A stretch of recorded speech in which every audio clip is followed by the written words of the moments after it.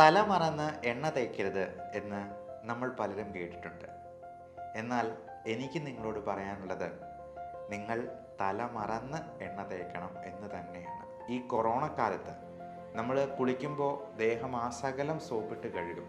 പക്ഷേ നമ്മുടെ തലയിൽ ഒരു തുള്ളി ഷാമ്പു ഇട്ട് ഈ തലയൊന്ന് കഴുകാനായിട്ട് എത്ര പേർ ഓർക്കാറുണ്ട്, ശ്രദ്ധിക്കാറുണ്ട്? ഈ ചർമ്മരോഗങ്ങൾ ഇപ്പോൾ വളരെ കൂടുതലായിട്ട് കാണാറുണ്ട്. അതും അലർജിയുടെ ഭാഗമായിട്ട് ഉണ്ടാകുന്ന ഒരു പ്രശ്നമാണ്. ഈ അലർജി ഉള്ളവർക്ക് വളരെ എഫക്റ്റീവ് ആയിട്ടുള്ള ട്രീറ്റ്മെൻറ്റ് നമുക്ക് മോഡേൺ മെഡിസിനിൽ കൊടുക്കാം. തലമറന്ന് എണ്ണ തേക്കരുത് എന്ന് നമ്മൾ പലരും കേട്ടിട്ടുണ്ട്. എന്നാൽ എനിക്ക് നിങ്ങളോട് പറയാനുള്ളത്, നിങ്ങൾ തലമറന്ന് എണ്ണ തേക്കണം എന്ന് തന്നെയാണ്. നമസ്കാരം, ഞാൻ doctor Bipin Jose, consultant pulmonologist and specialist in paediatric respirology. തലമറന്ന് എണ്ണ തേക്കണം എന്ന് പറയാൻ പ്രധാനപ്പെട്ട കാരണം, ഞാൻ അലർജിയിൽ സ്പെഷ്യലൈസ് ചെയ്യുന്ന ഒരു ഡോക്ടറാണ് എന്നുള്ളത് കൊണ്ട് തന്നെയാണ്. നമുക്ക് പലർക്കും അറിയാവുന്നതുപോലെ തലയിൽ എണ്ണ തേച്ച് കഴിയുമ്പോൾ തല കൂടുതലായിട്ട് വേർക്കാനും ENT റിലേറ്റഡ് ആയിട്ടുള്ള പ്രോബ്ലംസ്, പ്രത്യേകിച്ചും നമ്മുടെ ശ്വാസകോശ നാളികളിൽ കഫം ഉണ്ടാകാനും മൂക്കൊലിപ്പ്, തുമ്മൽ, അലർജി പ്രശ്നങ്ങൾ എല്ലാം കൂടുതലാകാനും നമ്മുടെ കുട്ടികളിൽ ഇത് വളരെ കൂടിയ പ്രശ്നങ്ങൾ ഉണ്ടാക്കാനും സാധ്യത ഏറുകയാണ് എന്ന് മനസ്സിലാക്കുക. എൻ്റെ അടുക്കൽ വരുന്ന അലർജി രോഗികളിൽ പലരിലും ഞാൻ കണ്ടിട്ടുള്ള ഒരു കാര്യമാണ്, തല നിറച്ച് എണ്ണ ഇങ്ങനെ മെഴുകിയിട്ടിരിക്കുകയാണ്. അത് കുറച്ച് നെറ്റിയിലേക്കും ചിലപ്പോൾ കഴുത്തയിലും ഒക്കെ നിൽക്കും. ഈ തല മറന്ന് എണ്ണ തേക്കുക എന്ന് പറയുന്നത് കൊണ്ട് ഞാൻ ഉദ്ദേശിച്ചത്, തല ഒഴിച്ച് ബാക്കിയുള്ള ഭാഗങ്ങളിലെല്ലാം നല്ലപോലെ എണ്ണ പുരളണം എന്നുള്ളത് കൊണ്ട് തന്നെയാണ്.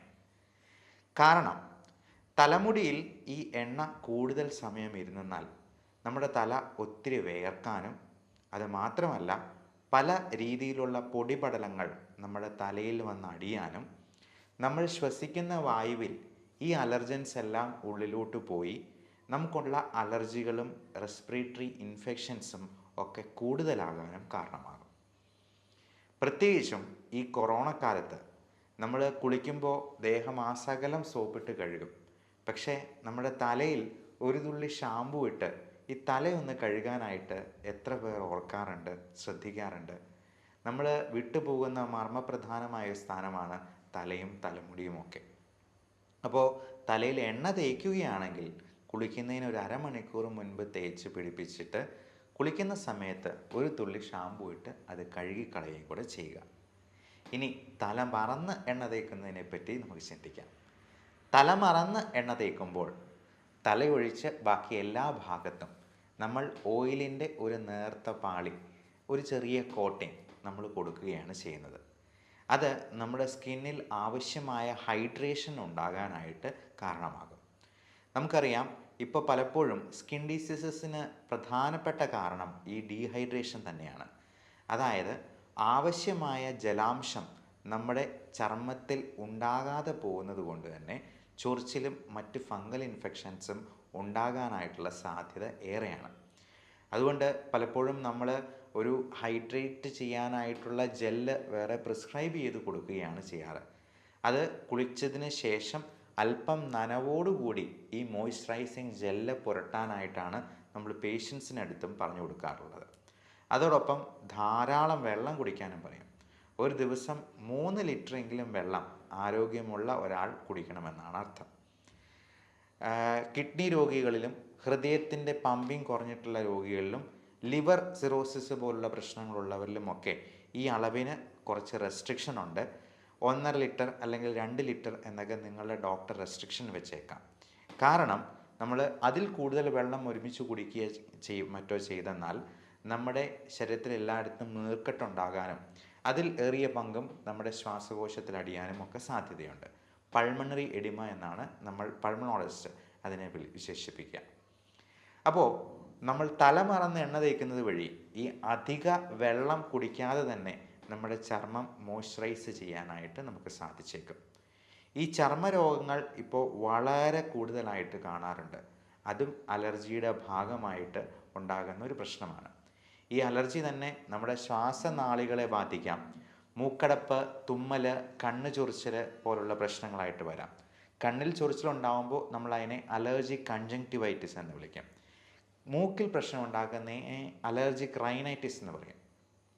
ഈ അലർജി ശ്വാസകോശത്തെ ബാധിക്കുമ്പോഴാണ് നമ്മൾ അതിനെ ബ്രോങ്കിയൽ ആസ്മ എന്ന് വിശേഷിപ്പിക്കുക.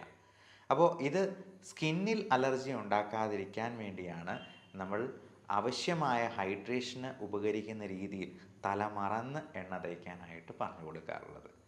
അപ്പോൾ എല്ലാവരും ഈ പ്രധാനപ്പെട്ട വിവരം മറ്റുള്ളവരിലേക്ക് ഷെയർ ചെയ്ത് എത്തിക്കാനായിട്ട് ശ്രമിക്കുക.